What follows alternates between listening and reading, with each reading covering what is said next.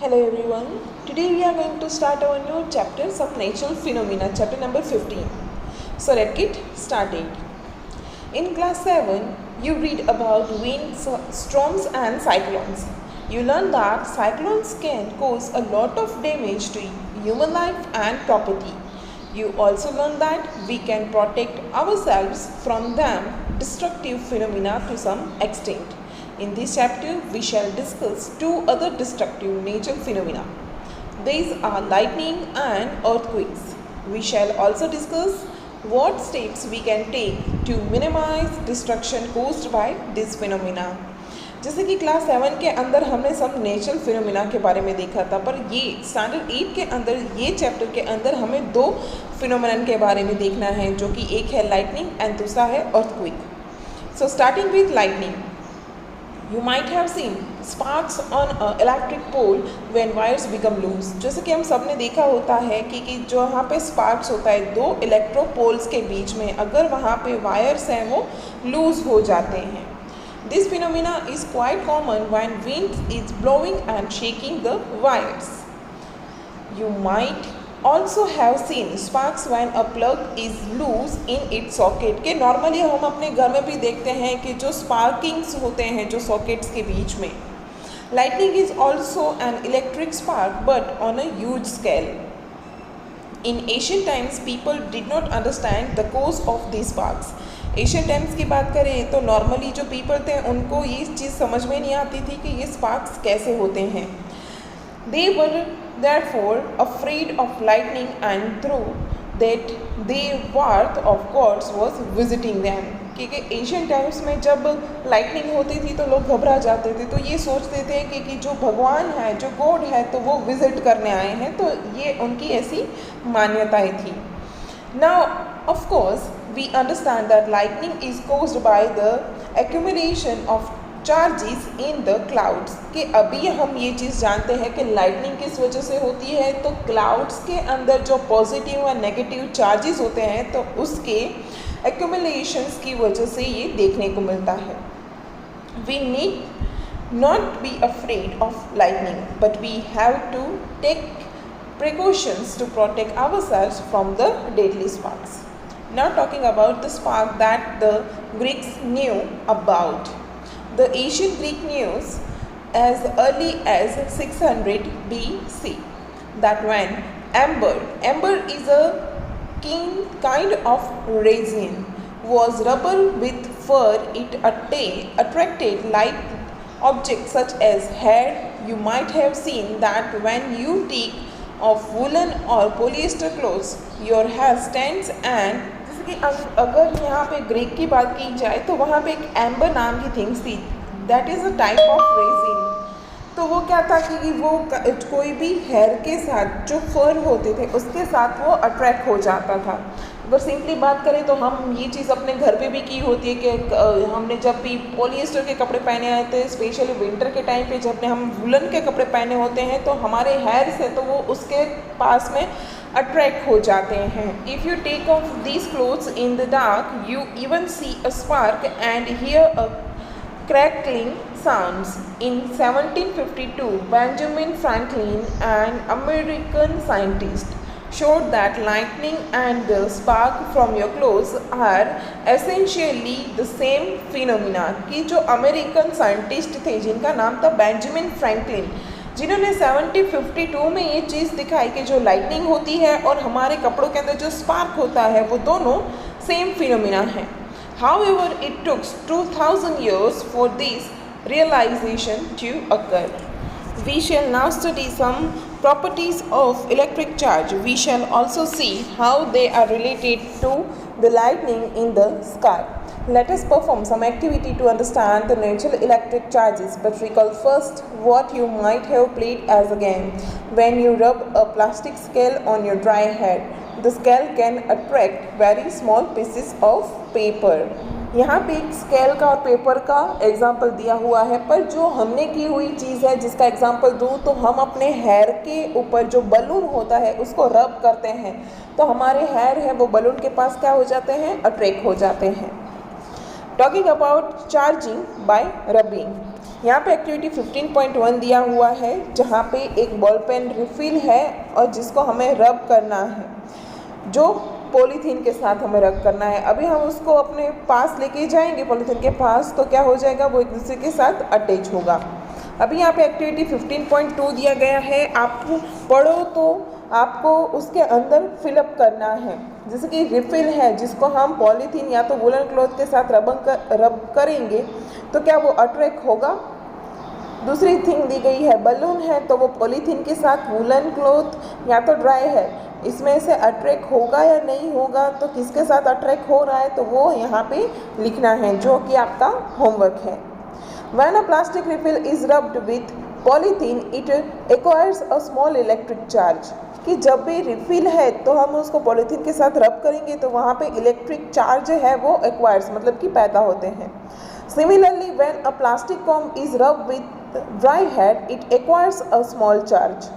कि same thing अगर हम जो कॉम्ब रबर का होता है उसको अगर हम करें तो ड्राई हेयर के साथ कॉम्ब करें तो वो भी स्मॉल चार्ज होता है। These objects are called charged object, कि ऐसे ऑब्जेक्ट को हम क्या कहेंगे, चार्ज ऑब्जेक्ट कहेंगे। And this process of charging the refill and the plastic comb polythene and hair also get charge. Let us try to charge some other object that are familiar to you. मतलब कि ये जो table 15.1 है वो आपको homework में करना है। Now talking about types of charges and there interaction. Activity 15.3 आप रीड करो, मैं आपको उसका समरी बताती हूँ कि यहाँ पे एक जो दिया गया है जिसके अंदर 2 बलून दिए गए हैं, दोनों बलून को हैंग कर दिया है और उसको वुलन के क्लॉथ से रब किया है। तो क्या देखने को मिलेगा कि वो रिपल कर रहे हैं, मतलब कि एक दूसरे को धक्का मार रहे हैं। दूसरी एक्टिविटी दी गई है जहाँ पे यूज्ड रिफिल ली गई है और उसको पॉलीथीन के साथ रब करके रखा गया है, और दूसरी रिफिल भी उसको ग्लास के अंदर रख दी गई है, पर यहाँ पे ग्लास है वो एज अ स्टैंड बताया गया है।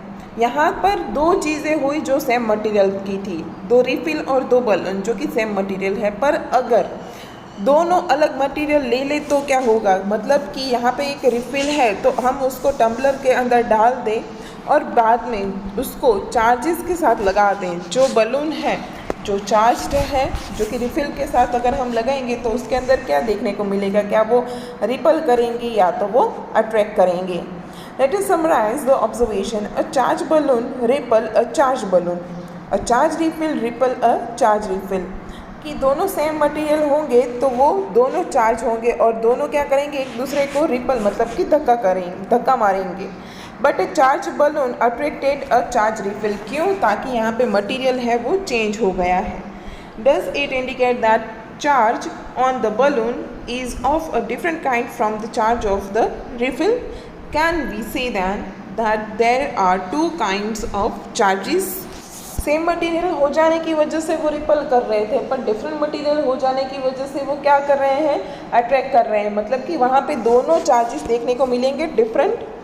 Can we also say that charges of the same kind repel each other while charges of different kind attract each other?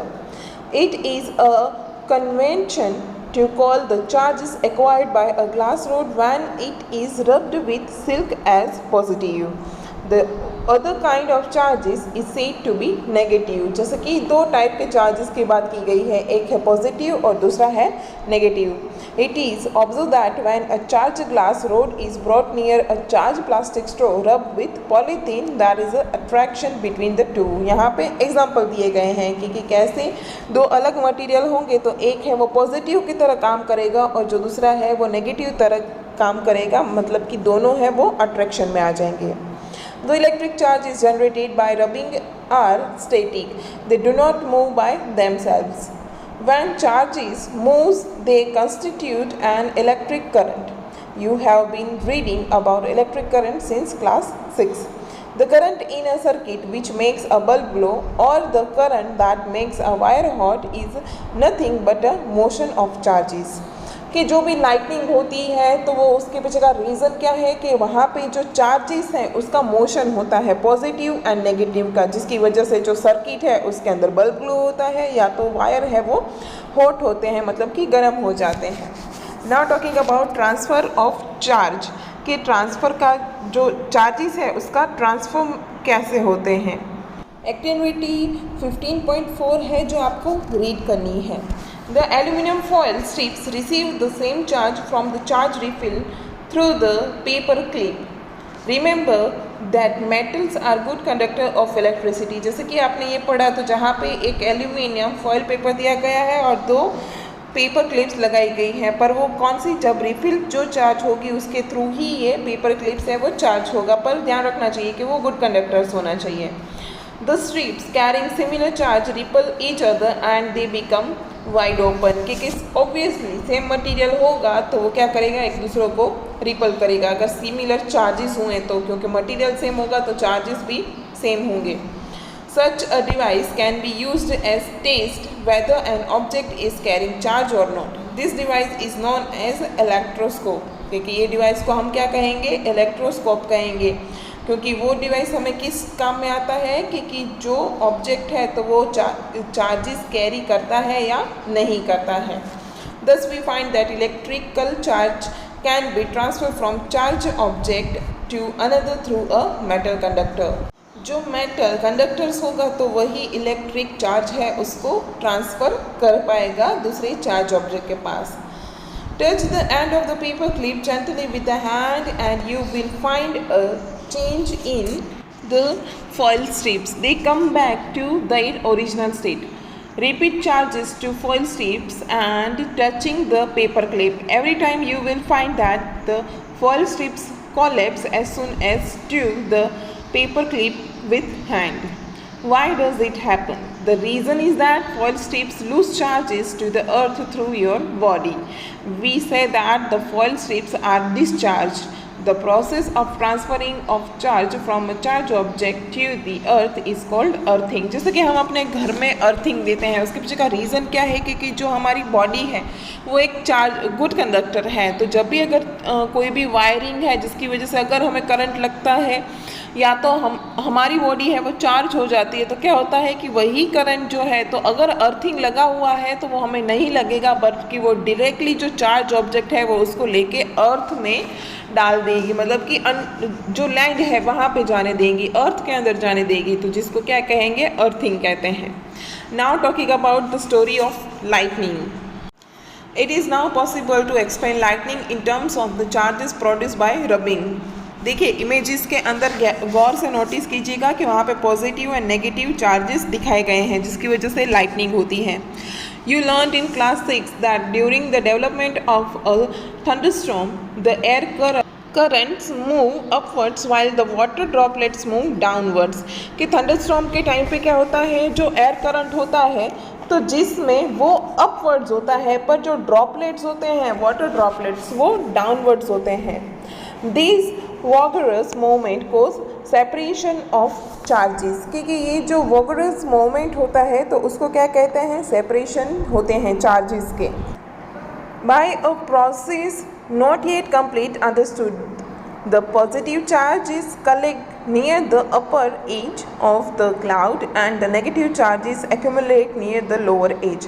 अभी देखिए यहाँ पे इमेज के अंदर के जो अपर मूवमेंट होते हैं, जो क्लाउड्स होते हैं जिसके अंदर पॉजिटिव चार्जेस होते हैं, और जो डाउनवर्ड्स होते हैं जिसके अंदर नेगेटिव चार्जेस देखने को मिलते हैं। There is accumulation of positive charges near the ground also, कि जो पॉजिटिव चार्जेस है तो वो ग्राउंड्स के ऊपर भी पाए जाते हैं। When the magnitude of the accumulated charges become very large, the air, which is normally a poor conductor of electricity, is no longer able to resist their flow. कि यहाँ पे देखा था हमने आगे के चैप्टर में कि जहाँ पे कुछ सिचुएशन ऐसे क्रिएट हो जाती है कि जहाँ पे जो एयर है वो भी एक गुड कंडक्टर या तो पुअर कंडक्टर बन जाती है इलेक्ट्रिसिटी के, पर नॉर्मली अगर बात की जाए तो वो पुअर कंडक्टर ही होती है इलेक्ट्रिसिटी की, कि वो ज़्यादा देर तक उसको रेजिस्ट नहीं कर पाती है उसका flow. Negative and positive charges meet producing a sparks of bright light and sounds.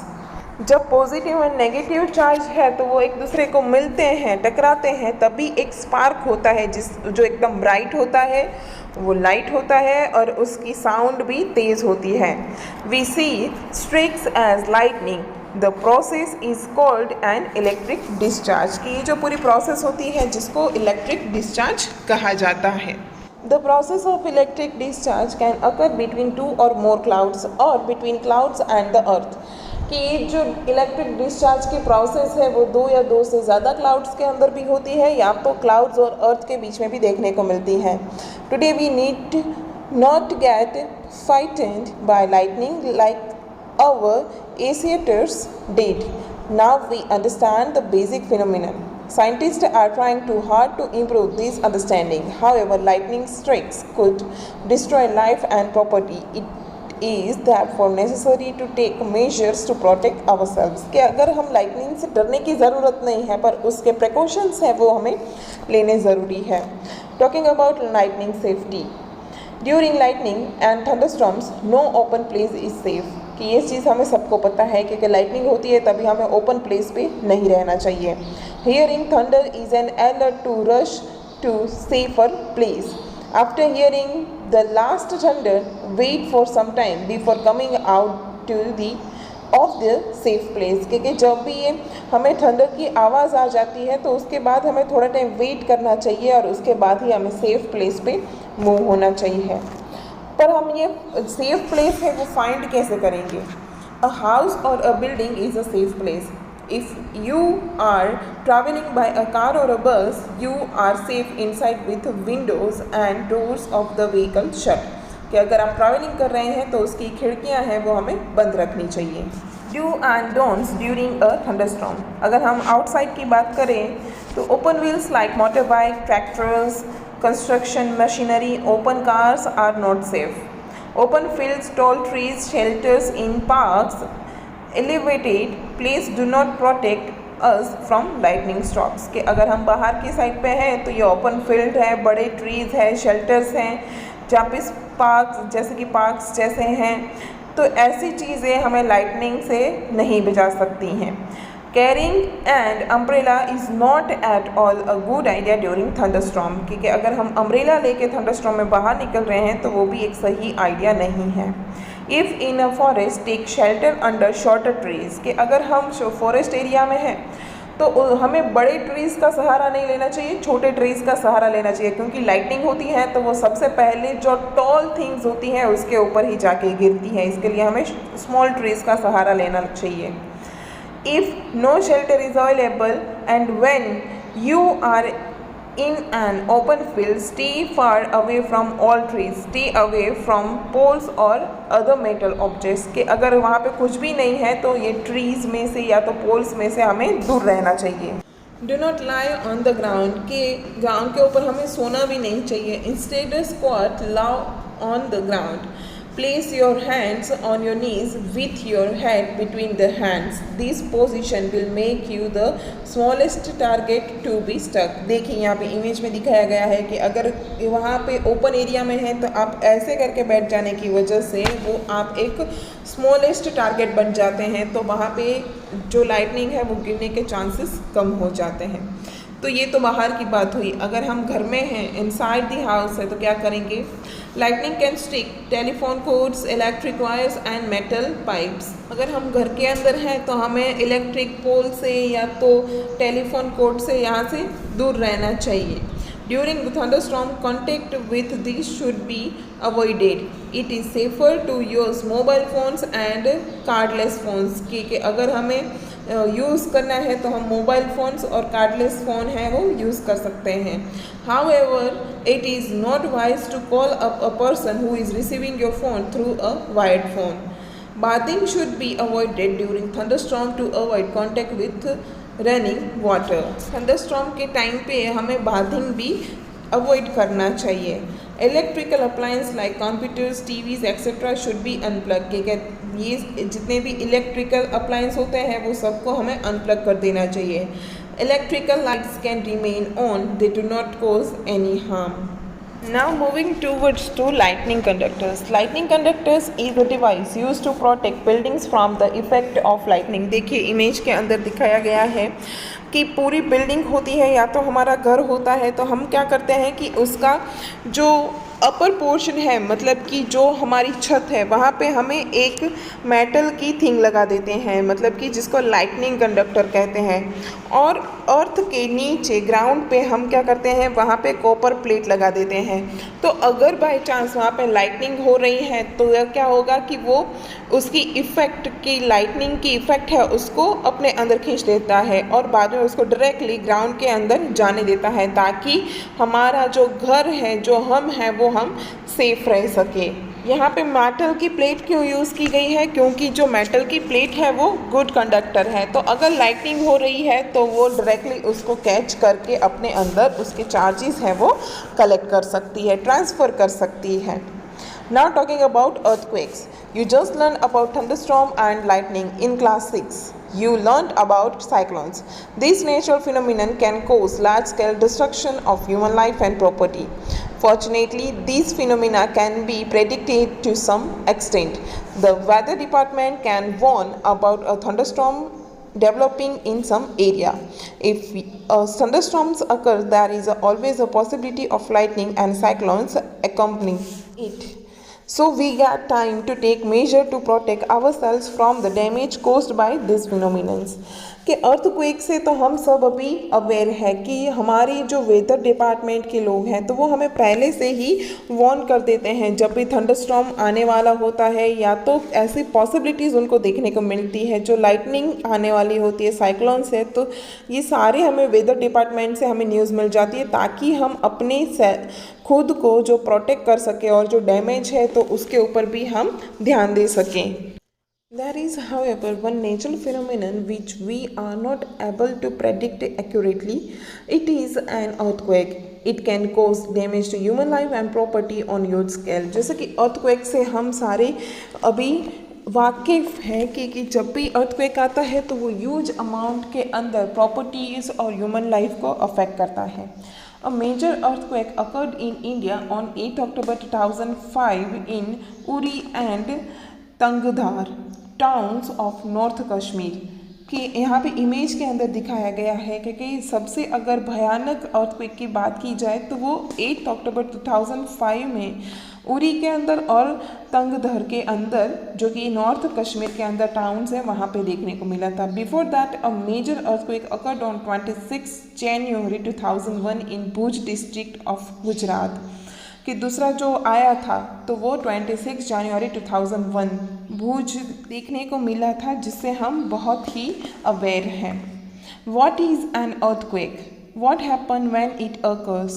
What can do not minimize its effect? These are some of the questions which we shall discuss below. कि earthquake वैसे होता क्या है, कैसी वजह से आता है, उसके पीछे उसको हम उसकी इफ़ेक्ट तो कम कैसे कर सकते हैं। Talking about what is an earthquake.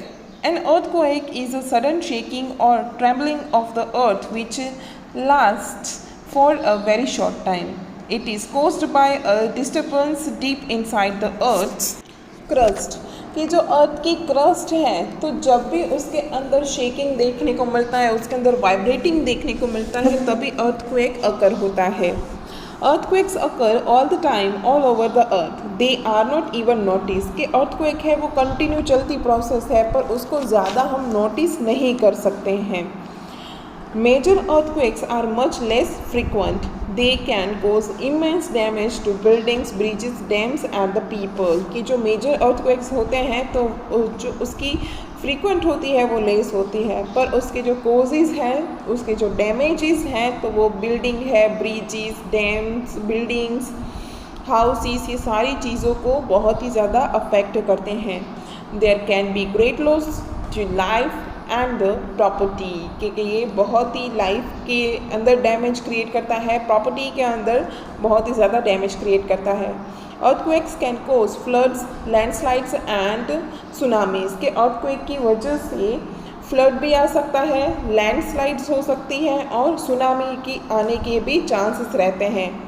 A major tsunami occurred in the Indian Ocean on 26 December 2004. कि अगर हम सुनामी की बात करें तो जो मेजर सुनामी आया था जो कि इंडियन ओशियन के अंदर देखने को मिला था 26 दिसंबर 2004 में।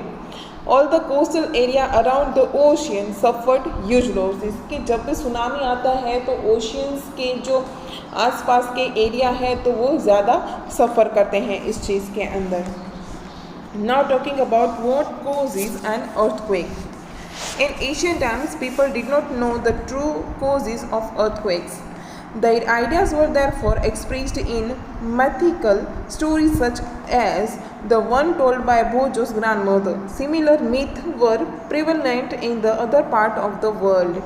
कि बहुत से मिथ होते थे कि जब वो कोई परफेक्टली चीज़ के बारे में नहीं समझ सकते थे तो वो उसके बारे में स्टोरीज बना के बताते थे. Now we know that the tremors are caused by the disturbance deep down inside the uppermost layer of the earth called the crust. कि ये सब हो जाने की वजह से रीज़न क्या है कि जो क्रस्ट है, अर्थ का जो लेयर है, जो अपर मोस्ट लेयर है, तो उसके अंदर डिस्टर्बेंस क्रिएट हो जाने की वजह से अर्थक्वेक जो अगर होता है. देखिए इमेज 15.9 के अंदर जो अर्थ का स्ट्रक्चर है वो पूरा दिया गया है, जिसके अंदर जो येलो पार्ट दिख रहा है वो इनर कोर है. उसके बाद जो dark orange colour key thing दिख रही है जिसको आउटर कोर कहते हैं. उसके बाद जो दिया गया है लाइट ऑरेंज कलर में जिसको मैंटल कहते हैं. And the last one is crust. The outermost layer of the earth is the not one in one piece. It is fragmented. Each fragment is called a plate. अभी देखो ये जो outermost layer है तो वो सिर्फ एक सिंगल पीस नहीं है बल्कि वो डिफरेंट प्लेट के अंदर डिवाइड किया गया है. These plates are in continual motions, कि ये जो पूरी प्लेट्स है वो कंटिन्यू एक मोशंस के अंदर रहती है. When they burst past one another or a plate goes under another due to collisions, they causes disturbance in the earth crust. देखिए ये जो 7 प्लेट्स हैं पूरे क्रस्ट की, तो उसमें से हर एक प्लेट मोशंस के अंदर दिखाई गई है, पर ये मोशन कंटिन्यू चलता रहता है. तो कभी कोलिजन की वजह से ये जो प्लेट है वो एक दूसरे को टकरा जाती है या तो अप डाउन हो जाती है, जिसकी वजह से अर्थ की क्रस्ट में डिस्टर्बेंस क्रिएट होता है. It is this disturbance that shows up as an earthquake on the surface of the earth. तो ये जो टकरा जाती है, ये जो प्लेट एक दूसरे के ऊपर चढ़ जाती है या तो बस्टिंग हो जाती है, जिसकी वजह से अर्थ के क्रस्ट में ये चीज़ देखने को मिलती है सरफेस में, और जिसकी वजह से अर्थक्वेक अकर होता है. Although we know for sure what causes an earthquake, it is not yet possible to predict when and where the next earthquake might occur. पर ये इतना सब कुछ जानने के बावजूद भी हम अर्थक्वेक अब नेक्स्ट कौन सी जगह पे या तो कहाँ पे होने वाला है ये हम पॉसिबिलिटी नहीं, ये प्रेडिक्ट नहीं कर सकते हैं. Tremors on the earth can also be caused when a volcano erupts or a meteor hits the earth or an underground nuclear explosion is carried out. Tremors है तो उसके पीछे के रीज़न क्या है कि जो अर्थ के अंदर जो कंटिन्यूस न्यूक्लियर एक्सप्लोजन की प्रोसेस चलती रहती है, तो वो बाहर आ जाने की वजह से, वोल्केनो एरप्ट हो जाने की वजह से, या तो कोई भी मीटियोर्स है तो वो उसका पूरा एटमॉस्फेयर में से अर्थ के ऊपर आ जाता है, जिसकी वजह से ये कॉजेज़ देखने को मिलते हैं. However, most earthquakes are caused by movement of Earth's plates. के मोस्टली जो earthquake देखने को मिलते हैं उसके पीछे का रीज़न प्लेट्स के एक दूसरे की मूवमेंट की वजह से ही होता है. Since earthquakes are caused by the movement of plates, कि जो earthquake है तो वो plates की movement की वजह से होता है. The boundaries of the plates are the weak zones where earthquakes are more likely to occur. कि जो boundaries है plates की तो वो weak zone होता है जहाँ से earthquake होने के chances बढ़ जाते हैं. The weak zones are also known as seismic और फॉल्ट जोन्स. के जो वीक जोन होते हैं उसको सेस्मिक या तो फॉल्ट जोन भी कहा जाता है. In India the area of threatened are Kashmir, western and central Himalayas, the whole of north east, run of Kutch, Rajasthan and the Indo Gangetic plain. कि अगर हम बात करें ये वीक जोन की तो इंडिया में ये सारी जगह है जो कि वीक जोन के अंदर, फॉल्ट जोन के अंदर इंक्लूड होती है. Some area of south India also fall in the danger zone. यहाँ पे इमेजेस के अंदर आप देख सकते हैं कि कौन सी जगह पे क्या चीज़ बताई गई। गंगेटिक ट्रेंड दिखाया गया है, माउंट एवरेस्ट दिखाया गया है। The power of an earthquake is expressed in terms of magnitude on a scale called the Richter scale। कि अगर हम earthquakes को एज अ टर्म में एक्सप्रेस करना है तो उसका एक स्केल है जिसको Richter scale बोला जाता है।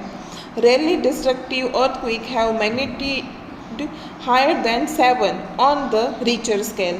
Both Bhuj and Kashmir earthquakes had magnitudes greater than 7.5। कि ये जो अर्थक्वेक है उसको नापने के लिए एक स्केल यूज़ होता है जिसका नाम रिचर स्केल है। तो जो भुज में और कश्मीर में दोनों में अर्थक्वेक आया था तो उसका मैग्नीट्यूड है तो वो 7.5 से ज़्यादा का था। यहाँ पे एक इन्फॉर्मेशन दी गई है कि सिस्मोग्राफ जो यूज़ किया जाता है वो स्पेशली एक ऐसा इंस्ट्रूमेंट है कि जब भी अर्थक्वेक आने वाला होता है तो जिसमें से सिस्मेसिक वेव्स हैं जो निकलती है जिसके से अर्थक्वेक आने वाला होता है तो हमें उसके अलर्ट पहले से ही मिल जाती है। Protection against earthquakes. We know from the earlier pages that earthquake cannot be predicted. We have also seen that they can be highly destructive. It is therefore important that we take necessary precautions to protect ourselves all the time.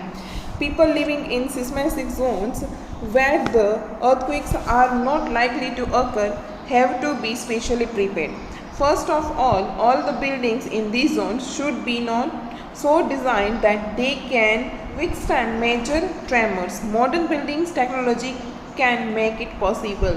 कि ये जो earthquake आने वाला है हम पहले से उसको प्रेडिक्ट नहीं कर सकते पर अभी ऐसे बिल्डिंग्स बनानी चाहिए ताकि हम इजीली उसमें से निकल पाएँ। It is advisable to make the structure simple so that it is quake safe. First of all consult qualified architecture and structural engineers.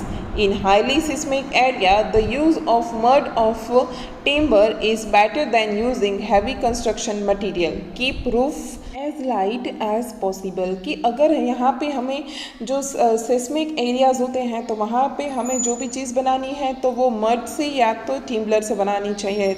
उसका जो रूफ है वो हमें लाइट रखना चाहिए जितना पॉसिबल हो। In case the structure falls the damage will not be heavy. कि अगर पॉसिबिलिटी है कि वो डैमेज हो जाए, वो गिर जाए तो वो ज़्यादा हैवी नहीं होना चाहिए। It is better if the cupboards and shelves are fixed to the walls so that they do not fall easily। जो कि कपबोर्ड्स होते हैं, जो शेल्व्स होते हैं वो वॉल से फिक्स हो तो वो easily गिर नहीं सकते। Be careful where you hang wall clocks, photo frames, water heaters etc. so that it in the event of an earthquake they do not fall on people। पर जो हम ऐसे हैंग करने वाली थिंग्स हैं तो वो हमें सोच समझ के लगानी चाहिए कि earthquake आने से वो दूसरे लोगों के ऊपर ना गिरे। Since some buildings may catch fire due to earthquake, it is necessary that all buildings, especially tall buildings, have fire fighting equipments in working order। कि स्पेशली जो बड़े बिल्डिंग्स होते हैं तो अर्थक्वेक लग जाने की वजह से अगर आग लगने के चांसेस है तो वहाँ पे फायर फाइटिंग इक्विपमेंट्स होने चाहिए ताकि इसको इजीली बुझाया जाए। The central building research institute Roorkee has developed known how to make quake resistant houses। In the event that an earthquake does strike, take a following steps to protect yourself। First one is, if you are at home, take shelter under a table and stay there till the shaking stops। Stay away from all the heavy objects that may fall on you। If you are in bed, do not get up, protect your head with a pillow। अगर आप घर में हैं तो वहाँ पे हमें table का शेल्टर लेना चाहिए जब तक शेकिंग हो रहा है। बड़ी जो हैवी थिंग्स है उसके पास में खड़ा नहीं होना चाहिए। और अगर हम बेड पे लेटे हुए हैं तो सबसे पहले हमें हमारा पिलो से हमारा हेड है वो कवर कर देना है। और अगर हम बाहर की साइड पे हैं तो हमें क्लियर स्पॉट ढूंढना चाहिए। बिल्डिंग्स आसपास में नहीं होनी चाहिए। ट्रीज़ है तो उसकी ओवरहेड लाइन में खड़ा होना चाहिए ताकि जो ग्राउंड है हम उससे दूर हो जाए जहाँ पे आसपास में ज़्यादा बिल्डिंग्स और होते हैं। If you are in a car और a bus, do not come out, ask the driver to drive slowly a clear spot, do not come out till the tram stops. ठीक है, अगर हम कार में या तो बस में हैं तो ड्राइवर को बोल के हमें एक सेफ साइड पे आना चाहिए, ताकि और कहीं पे भी हमें खड़ा नहीं हो जाना चाहिए। तो ये कुछ सेफ्टी है जो हम थंडरस्टॉर्म में और अर्थक्वेक में रख सकते हैं। So here we are completing this chapter. Thank you.